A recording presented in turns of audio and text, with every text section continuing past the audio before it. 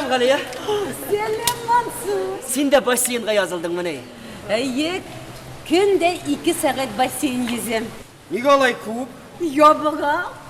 Yabıkasın. Hayır, günde basseynde yüzsen yobuğasın iken. Ketinde yokunu söyleme.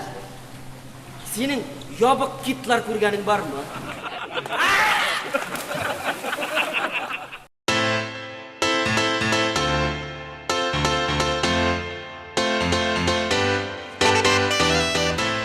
Var hele. Sen üylengenge de 2 ay vakit ötüp gitti mi?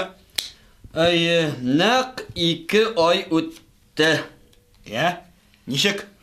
Aşay mı? Ay, men bu turda ömrüm boyuna hıyallandım. Kiş arıp işten qaytasın. Үй жыйыштырылган. Bütün жерде чисталык, пөхтәлек, üstelde şeşekler, kişki aş әзір. Янәшәңдә хатының, үзе шибәр, үзе матур, үзе сайрый да сайрый, сайрый да сайрый, сайрый да сайрый. Мингрәү. Бита!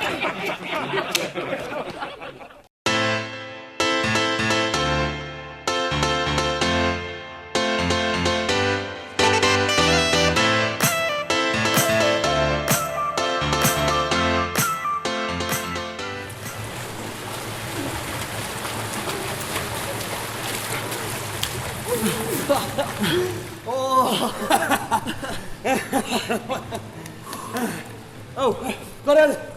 Кеше, түні бойы террасаңызда ұтлар yandı. Қонақтар келген дедім әлі.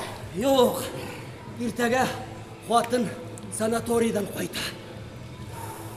Şundan Счетчикni qorar da, bu ir nega o'tni oz yondirdi ekan deb o'ylardi.